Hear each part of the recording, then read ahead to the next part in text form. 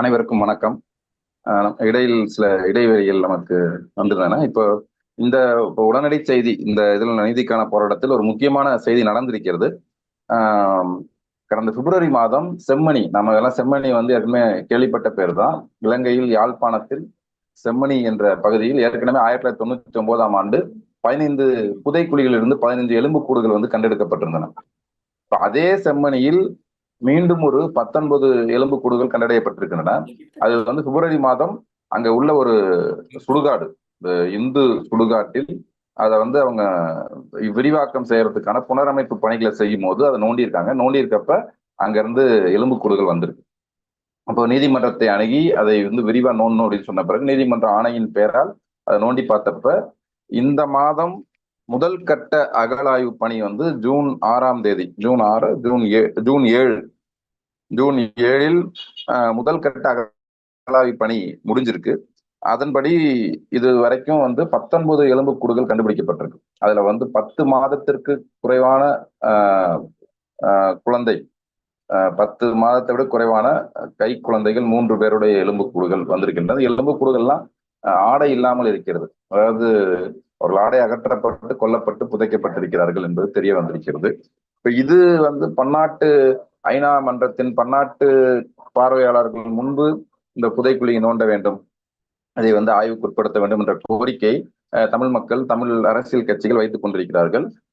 இதுல இன்னொரு முக்கியமான விஷயம் என்னன்னா, இப்போ 4 நாள் பயணமாக ஐநா மனித உரிமைகளுக்கான உயர் ஆணையர் வோல்கர் டர்க் அவர் இலங்கைக்கு வருகிறார். அது இன்றைக்கு 23, 24, 25, 26 இந்த 4 நாள் பயணமாக வருகிறார். அதுல வரும்போது அவர் அனுரகுமார திசாநாயக்கா, பிறகு அந்த தலைமை அமைச்சர், அதுக்கு பிறகு இந்த யாழ்ப்பாணம் வருகிறார்கள். தமிழ் பகுதிகளுக்கும் பார்த்து விட்டு போகிறார்கள். வெளியுறவுத்துறை அமைச்சரை அவர் சந்திக்கிறார். கூடவே இந்த பிஷப் மால்கம் ரஞ்சித், அவர்தான் அந்த ஈஸ்டர் குண்டுவெடிப்புகளுக்கான நீதி பற்றி தொடர்ச்சியாக பேசிக் கொண்டிருக்கிறார். அவரை சந்தித்து ஈஸ்டர் குண்டுவெடிப்பு தொடர்பாக விசாரணை எந்த அளவுக்கு நடந்திருக்கிறது என்று பேச இருக்கிறார். இப்ப இந்த செம்மணி புதைக்குழியுடைய அகழாய்வு, 2ஆம் கட்ட அகழாய்வு 26ஆம் தேதிக்கு பிறகு தொடங்கியிருக்கிறது. இப்ப இவர்கள் வருவதை ஒட்டி, இப்ப வோல்கர் டர்க் வருவதை ஒட்டி ஈழத்தமிழ் மக்கள் ஒரு சிவில் சமூக அமைப்பாக சேர்ந்து அணையா விளக்கு என்ற தலைப்பில் ஒரு போராட்டத்தை ஒழுங்கமைத்திருக்கிறார்கள். அது இன்றைக்கு இருந்து தொடங்கி 23, 24, 25 3 நாட்கள் ஒரு ரேலி, ஒரு ரிலே பாஸ்டிங் மாதிரி காலையிலிருந்து அந்த இடத்தை விட்டு அகலாமல் அங்கே இருக்கிறது, இரவு பகல் அங்கே இருப்பது, விளக்கை ஏற்றி வைத்து இந்த விளக்கு அணையாமல் இருக்கிறது. அவர் வோல்கர் டர்க் யாழ்ப்பாணம் வரும் பொழுது இந்த செம்மணி, இப்ப ஐநா அவையிலிருந்து அவங்க நேரடியாக அவர் இந்த செம்மணி புதைக்குழியை பார்ப்பதாக இருக்கிறார். அதற்கு ஸ்ரீலங்கா அரசு வெளியுறவுத்துறை அமைச்சகம் ஒப்புதல் வழங்கி இருக்கிறது. இப்ப அவங்க இந்த விஷயத்துல ஒரு ரொம்ப ஒரு கடந்த காலம் போல் ஒரு கடும் போக்கை கடைபிடிக்கல. இப்ப அனுமதிப்பது போன்ற ஒரு தோற்றத்தை, ஏன்னா இந்த ஒரு தோற்றத்தை கொடுப்பதற்காக உள்ள அனுமதிக்கிறார்கள். அனுமதிச்சு இந்த புதைக்குழியை, ஏன்னா நம்ம ஏன் தோற்றம்னு சொல்றோம் அப்படின்னா, இந்த சில நாட்களுக்கு முன்பு நாடாளுமன்றத்திலே தமிழரசு கட்சியின் தலைவர் சிவஞானம் ஸ்ரீதரன் அவர் ஒரு கோரிக்கையை நாடாளுமன்றத்தில் எழுப்புகிறார். மண்டைக்காட்டில் 1990 மண்டைக்காட்டில் நடந்த ஒரு வன்முறை, அதில் ஒரு பலரும் கொல்லப்பட்டு 84 பேர் கொல்லப்பட்டு புதைக்கப்பட்டிருக்கிறார்கள். மண்டைத்தீவு புதைக்கப்பட்டிருக்கார்கள். அந்த இடத்தில் நோண்டி பார்க்க வேண்டும், தோண்டி பார்த்து புதைக்குழிகளை புதைக்குழியிலிருந்து பெறக்கூடிய எலும்புக்கூடுகளை ஆய்வுக்கு உட்படுத்த வேண்டும் என்று அவர் நாடாளுமன்றத்திலே எழுப்புகிறார். நாடாளுமன்றத்தில் அதை எழுப்பினோனையும் அவங்க நீதித்துறை அமைச்சர் ஹர்ஷன்றவர், அவர் ஹர்ஷன் நாணயக்காரா, அவர் என்ன பதில் சொல்றாருன்னா, நீங்க இது மாதிரி கொல்லப்பட்டார்கள் என்பதற்கு ஏதாவது வழக்கு முதல் தகவல் அறிக்கை, ஒரு எஃப்ஐஆர் இருக்கணும், நீதிமன்றத்தில் முறையீடு இருக்கணும். இது மாதிரி இருந்தால்தான் நாங்கள் அதன் மீது செயல்படுத்த முடியும், இல்லாவிட்டால் நாங்கள் எப்படி அதை தோண்ட முடியும். இது போன்ற வதந்திகளுக்கு, வாய்வழி செய்திகளுக்கு நாங்கள் எந்த நடவடிக்கையும் எடுக்க முடியாது என்று அவர் பதிலளிக்கிறார். அப்ப இலங்கையுடைய வரலாறை பொறுத்தவரை, இப்போ இதுக்கு முன்பே 2013 ஒரு தண்ணீர் குழாய் பதிப்பதற்காக குழி தோண்டும் பொழுது மன்னாருடைய வடமேற்கு பகுதியிலே எலும்புக்கூடுகள் காணப்பட்டு மீண்டும் அது ஆய்வுக்குட்படுத்தப்பட்டு ஒரு 2017 வாக்கில் 346 எலும்புக்கூடுகள் மன்னாரில் கிடைத்தது. இப்ப 2023 கொக்கு தொடுவாய் என்ற இடத்தில் புதைக்குழி, பிறகு முல்லைத்தீவு புதுக்குடியிருப்பு புதைக்குழி, முள்ளிவாய்க்கால் புதைக்குழி, அதுக்கப்புறம் கிழக்கு பகுதியில் மட்டக்களப்பு மாத்தளை மருத்துவமனை புதைக்குழி, இதுபோல் புதைக்குழிகளுக்கு பெயர் போன ஒரு நாடு தான் அது. ஒரு இந்த மாதிரி கான்ஃபிளிக்ட் இருக்க நாடுகள்ல இந்த புதைக்குழிகள் எலும்புக்கூடுகள் கிடைக்கும். பிறகு காணாமல் ஆக்கப்பட்டோர்னு கண்டிப்பாக ஒரு பிரிவினர் இருப்பார்கள்.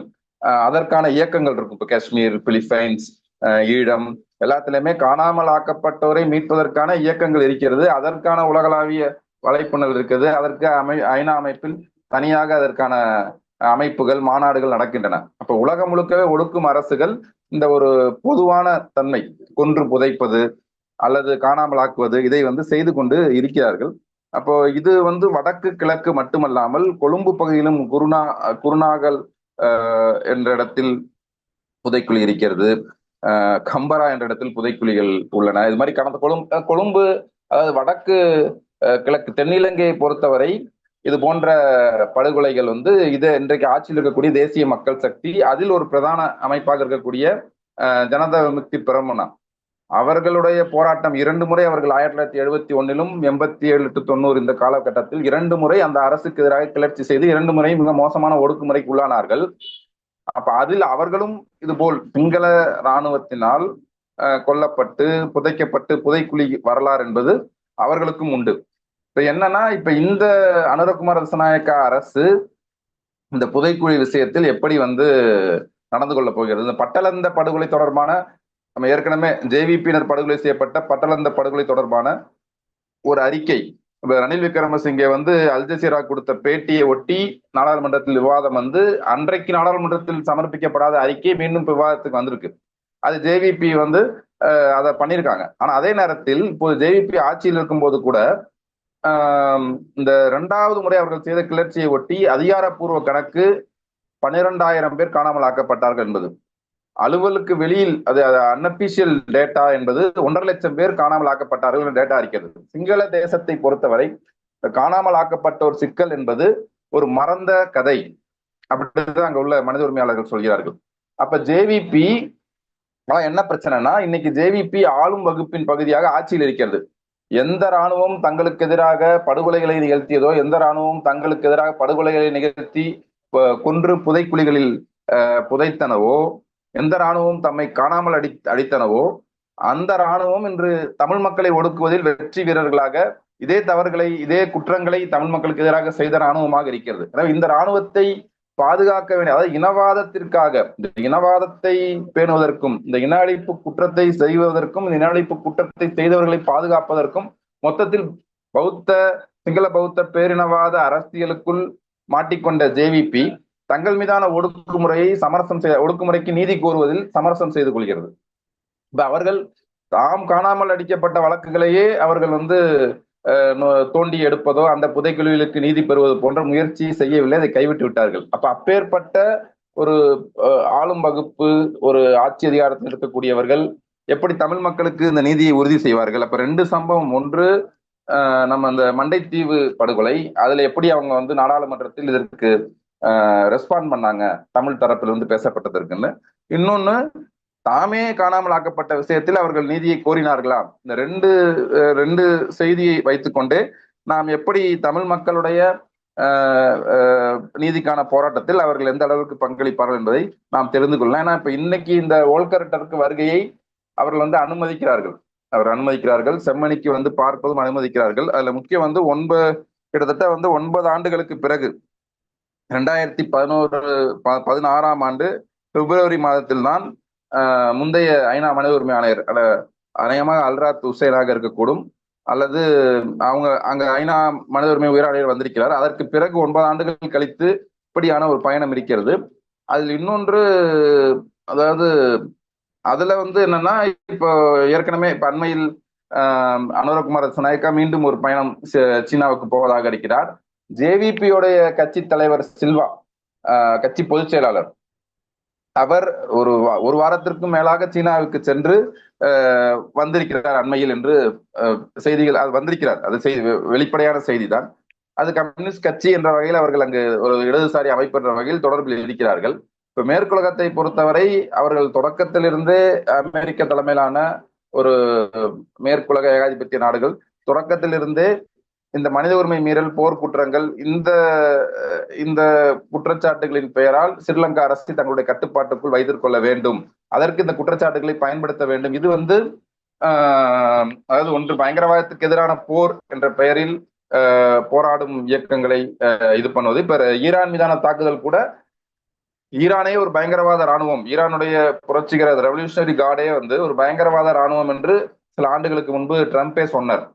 இப்போ ஒரு ஒரு ஒரு ஒரு லெஜிட்டிமேட் ஸ்டேட்டையே ஏன்னா அவங்க ஆக்சிஸ் ஆஃப் ரெசிஸ்டன்ஸுக்கு அவங்க தான் எல்லா வகையிலும் ஆதரவா இருக்காங்க மத்திய கிழக்கு நாடுகள்ல. எனவே அதுவே ஒரு பயங்கரவாதத்தை ஆதரிக்கக்கூடிய ஒரு அரசு. எனவே அதை நாங்கள் அது மீதான தாக்குதலை நாங்க நடத்துறோம் அப்படின்னு சொல்லி இன்னைக்கு பேசுறாங்க. அது இந்தியா இப்ப ஸ்டேட் ஆக்டர் நான் ஸ்டேட் ஆக்டர் வேறுபாடு இல்லாமல் பாகிஸ்தானை நீங்க நாங்க கையாளணும்னு நினைக்கிறோம்னு சொல்லும் போது அதை மறுக்கிறாங்க. உலகளாவிய அதுல அதுக்கு பெரிய ஏற்பு இல்லை. இப்போ இந்த அண்மை இந்தியாவுடைய டிப்ளமசியில யாராவது எங்க மீது பயங்கரவாத தாக்குதல் நடத்தினாலே அது போருக்கான அறைகோலாக எங்கள் மீது போர் தொடுத்ததாக கருதி நாங்கள் அதுக்கு வினையாற்றுவோம் என்ற அந்த புதிய ஒரு கதையாடலை மேற்குலக நாடுகள் ஏற்கவில்லை. அதே மாதிரி இந்த பயங்கரவாத விஷயத்தில் ஸ்டேட் ஆக்டர் நான் ஸ்டேட் ஆக்டர் என்ற வேறுபாடு இல்லாமல் நாங்கள் வினையாற்றுவோம் சொன்னதை அவங்க ஏத்துக்கல. அதே நேரத்துல இந்த ரெண்டு கன்னிகளும், ஒன்று பயங்கரவாத எதிர்ப்பு போர் என்பதை ஒரு கையிலும், இன்னொரு கையில் இந்த பன்னாட்டு மனித உரிமை சட்டங்கள், போர் குற்றங்கள், மனித குலத்திற்கு எதிரான குற்றங்கள், இந்த இன அழிப்பு குற்றங்கள், இது போன்ற பன்னாட்டு மனித உரிமை சட்டங்களின் வழியாக இந்த ரோக் ஸ்டேட்ஸை, இந்த அரம்பன் அரசுகளை தங்கள் கட்டுப்பாட்டில் கொண்டு வருவதற்கான ஒரு உத்தியாகத்தான் கடந்த ஒரு 2000க்கு பின்னான காலகட்டத்தில் இதை இந்த ஒற்றை மைய, அதாவது சோவியத் வீழ்ச்சிக்கு பின்னான காலகட்டத்தில் இந்த ரெண்டு உத்தியையும் அமெரிக்கா கடைபிடித்துக் கொண்டிருக்கிறது. அதில் இரண்டாவது சங்கிலியை கொண்டு ஸ்ரீலங்காவை தன் கட்டுப்பாட்டுக்குள் வைக்க முயற்சிக்கிறது என்பதுதான் தொடக்கத்தில் நம்முடைய திறனாய்வு. அதே நேரத்தில் அது புறஞ்சார்ந்து ஏற்படுத்தக்கூடிய விளைவு என்ற அடிப்படையில் நாம் இந்த பன்னாட்டு விசாரணைகள், பன்னாட்டு மன்றத்தில் விவாதிக்கப்படுவதை போராட்டத்திற்கு உதவக்கூடியது என்று நாம் மதிப்பிட்டிருக்கிறோம். அதே நிலைப்பாடு தான் நமக்கு. இப்ப ஏன்னா ஏன் சொல்றேன்னா, ஸ்ரீலங்காவிலும் சிவில் சமூக அமைப்புகள் ஒரு மாதத்திற்கு முன்பு கூடி ஏற்கனவே ஒரு 41 கீழ் தீர்மானத்திலிருந்து இந்த சான்றுகளை பாதுகாக்க வேண்டும் என்று ஒரு தீர்மானம் ஐநாவில் இருக்கிறது. இப்ப இந்த அதாவது கலெக்டிங், சான்றுகளை சேகரிப்பது, பாதுகாப்பது, தொகுப்பது, இந்த 3 பணிகளையும் செய்வதற்கு நிதி ஒதுக்கி ஐநா மனித உரிமை மன்றம் தீர்மானம் நிறைவேற்றி நிதி ஒதுக்கி செயல்படுத்தி கொண்டிருக்கிறது. இப்ப இந்த இந்த இந்த இந்த கூறு, அந்த தீர்மானத்தில் இருக்கக்கூடிய இந்த கூரை, இந்த பகுதியை நாங்க ஏத்துக்க மாட்டோம் அப்படின்னு சொல்லிதான் கோத்தபய அரசிலிருந்து கன்சிஸ்டன்டாக அனுரகுமார அரசு வரைக்கும் அவங்க நிலைப்பாடு இதுதான். அதே அனுரகுமாரா காணாமல் ஆக்கப்பட்டோர் பிரச்சனையில் கூட அவர் என்ன சொன்னாருன்னா, மக்கள் உண்மையை கண்டடைய வேண்டும் என்று விரும்புகிறார்களே ஒழிய அவர்கள் நீதியை பற்றி தண்டிக்கப்பட வேண்டும், யாரும் தண்டிக்கப்பட வேண்டும் என்று மக்கள் விரும்பவில்லை. காணாமலாக்கப்பட்டோர் பிரச்சனையை பொறுத்தவரை உண்மையை கண்டறிய வேண்டும் என்றுதான் அவர்கள் விரும்புகிறார்கள் என்று அனுரகுமார திசாநாயக்கா அதை, அதாவது இந்த நீதிக்கான விஷயத்தில் அவர்கள் ரொம்ப பழைய அரசியல் ஆட்சியாளர்களுடைய போக்கை தான் அவர்கள் கடைபிடித்தார்கள். இப்ப ஐநாவிலும் அந்த இந்த அம்சம் இருக்கிறது என்ற காரணத்திற்காக அந்த தீர்மானங்களை எதிர்த்தார். அப்ப இந்த 35 சிவில் சமூக அமைப்புகள் கடந்த மாதம் 22ஆம் தேதி கூடி, இப்ப ஐநா மனித உரிமை ஆணையர் வருவதை முன்னிட்டு கூடி அவர்கள் ஒரு தீர்மானம் நிறைவேற்றுறாங்க. என்னன்னா, நீங்க ஐநா நிறைவேற்றிய தீர்மானத்தை ஸ்ரீலங்கா அரசு மதிக்கவில்லை. இப்ப நீங்க ஸ்ரீலங்காவுக்கு பயணம் மேற்கொண்டு இந்த ஆட்சி தலைமைகளை நீங்கள் சந்தித்து விட்டு போனீர்கள் என்றால் அவர்கள் மதிக்காத இடத்தில் அவர்களுக்கு நீங்க ஒரு பன்னாட்டு அங்கீகாரம் கொடுப்பது போல அமைந்துவிடும். எனவே இந்த பன்னாட்டு சட்டங்களை, பன்னாட்டு தீர்மானங்களை மதிக்காத இந்த அரசை நீங்கள் புறக்கணிக்க வேண்டும் என்ற பொருளில் அவர்கள் ஒரு தீர்மானம் நிறைவேற்றுகிறார்கள். அதே நேரத்தில் ஈழத்தமிழர்கள் மத்தியில் வரக்கூடிய வரை நாம் எப்படி நம்முடைய கருத்துக்களை, நம்முடைய நிலைப்பாட்டை, நம்முடைய கோரிக்கைகளை, நியாயங்களை எடுத்து சொல்வதற்கு என்ன செய்யலாம் என்ற நோக்கில் நாம் அணுக வேண்டும் என்று இருவேறு கருத்துக்கள் இருக்கின்றன. எப்படியோ அவர் வருகையை ஸ்ரீலங்கா அரசு தரப்பு வரவேற்று விட்டது. அவர் செம்மணியில் சென்று புதைக்குழியை பார்வையிடுவதற்கும் ஸ்ரீலங்கா வெளியுறவுத்துறை அமைச்சர் ஏற்பளித்து விட்டார். எனவே அது நடக்கப் போகிறது. அப்ப அதை ஒட்டி ஒரு ஒரு டெமான்ஸ்ட்ரேஷன், ஒரு அடையாள போராட்டத்தை செய்து அவருடைய கவனத்தை ஈர்க்கும் நோக்கத்தில் இப்போது அங்கே இந்த போராட்டம் தொடங்கி இருக்கிறது. இந்த 3 நாள் போராட்டமாக, அணையா விளக்கு போராட்டமாக. எனவே இந்த டிபேட்டும் இருக்கு. அதே நேரத்தில் இவர்கள் எந்த நோக்கத்திற்காக மேற்குலக நாடுகள், அதாவது எதுக்கு சொல்ல வந்தோம்னா, சீனாவை நோக்கி நெருங்கி செல்ல வேண்டும் என்ற ஒரு டெண்டன்சி ஜேவிபிக்கு இருக்கும் என்ற வகையில் அவர்களை தமது பக்கம் கட்டுப்பாட்டில் வைத்துக் கொள்வதற்கு என்னவெல்லாம் செய்யலாம் என்ற உத்திகளின் ஒரு பகுதியாக இந்த சிக்கலை மேற்குலகம் கையாள்கிறது. இந்த வருகையை கூட அப்படித்தான் பார்க்க வேண்டும் என்ற ஒரு கருத்து முடிக்கிறது. அது அப்படியே அது உண்மை என்று வைத்துக் கொண்டால் கூட, இந்த வந்திருக்கக்கூடிய செம்மணி புதைக்குழி, இதை ஒட்டிய ஒரு விவாதத்தை நாம் எழுப்புவதும், இந்த இதை ஆய்வுக்குட்படுத்துவதும், இந்த ஒரு பன்னாட்டு புலனாய்வு ஏன் தேவை என்பதை வலியுறுத்துவதற்கான ஒரு வாய்ப்பாக வோல்கர் டெர்க்கின் வருகையை நாம் பயன்படுத்திக் கொள்ள வேண்டும். அது எப்படி அது ஏற்படுத்தக்கூடிய புறஞ்சார்ந்த விளைவுக்குத்தான் நாம் முக்கியம் கொடுக்க வேண்டும். ஈழத்திலும் அப்படிதான் அந்த போராட்டத்தை செய்திருக்கிறார்கள். நாமும் கூட இந்த விஷயம் தொடர்பாக தமிழ்நாட்டிலும் கூட ஒரு பன்னாட்டு தலையீடு, இந்த செம்மணி புதைக்குழியில் கண்டெடுக்கப்பட்ட எலும்புக்கூடுகள் பற்றி ஏற்கனவே தந்தி டிவி, சில தொலைக்காட்சிகள் இதை பற்றி செய்தியை போட்டிருக்கிறார்கள். அரசியல் இயக்கங்கள் இவங்க மத்தியில் ஒரு நிலைப்பாடாக ஏன் பன்னாட்டு புலனாய்வு தேவை இப்படி கிடைத்திருக்கிறது. ஏன்னா இந்த காணாமலாக்கப்பட்டவர்கள் அதாவது கடைசி கட்ட போர் முடிந்து கையளிக்கப்பட்டவர்கள் தங்களுடைய இரத்த உறவுகளை, அதாவது ரத்தமும் சதையுமாக இந்த விசாரணை முடிஞ்சு வந்துருவாங்க, நீங்க அனுப்பிச்சு வைங்க அப்படின்னு சொல்லிதான் சிங்களப்படை அவர்களை அழைத்து சென்றார்கள். எனவே இவர்கள் திரும்பி வந்து விடுவார்கள் என்ற நம்பிக்கையில் சின்ன புலிகள் இயக்கத்துக்கு ஆதரவு தந்தவர்கள், சின்ன சின்ன பணிகளில் இருந்தவர்கள் எல்லாம் தாமாக முன்வந்து ஒப்புக்கொண்டு போனார்கள். அவர்கள் யாரும் திரும்பி வரல. எனவே இன்னும் பல இடங்களில் தோண்டினால் புதைக்குழிகளில் இருந்து எலும்புக்கூடுகள் கண்டெடுப்பதற்கான வாய்ப்புகள் இருக்கின்றன. அது காணாமல் ஆக்கப்பட்ட ஒரு பிரச்சனையை ஒட்டிதான். அப்ப இந்த கோரிக்கை, இந்த காணாமல் ஆக்கப்பட்டோருடைய சிக்கலை பன்னாட்டு அரங்கில் நிறுவுவதற்கு கூட அப்படி ஒரு முயற்சியை செய்து அது தோல்வியடைந்து அதுக்கு பின்னடைவை சந்தித்து எங்கு புதைக்கப்பட்டிருக்கிறார்கள் என்பதை வெளிக்கொண்டு வருவதற்கான முயற்சிகள் கூட தேவைப்படுகிறது. அதை நம்ம பன்னாட்டு அரங்கில் கொண்டு வந்தோம்னா ரொம்ப ஸ்ட்ராங் எவிடன்ஸாக அது இருக்கும். இப்ப அந்த நோக்க நிலையில் இருந்து தமிழ்நாட்டில் கூட தமிழகத்தில் உள்ள ஈழ ஆதரவு அரசியல் முன்னணிகளுக்கு இதை கவனப்படுத்த வேண்டிய தேவையும் இருக்கிறது. இனி இந்த மற்ற நாடுகளில் நடக்கிற மேற்காசியாவுடைய கிழக்கு ஐரோப்பாவில் உக்ரைன், மேற்கு ஆசியாவில் இருக்கக்கூடிய ஒரு கொந்தளிப்பு என்பது இன்னும் சில ஆண்டுகளில் அது தெற்காசியாவிலும் கூட இந்த பிரச்சனைகள்லாம், இப்ப ஈழ பிரச்சனை, தாய்வான், இந்த விஷயங்கள்லாம் முன்னுக்கு வரத்துக்கான சாத்தியங்களும் இருக்கின்றன. அதுக்கான ஒரு கன்னிகளாகத்தான் இந்த இரண்டும் பொருந்தி போகும்.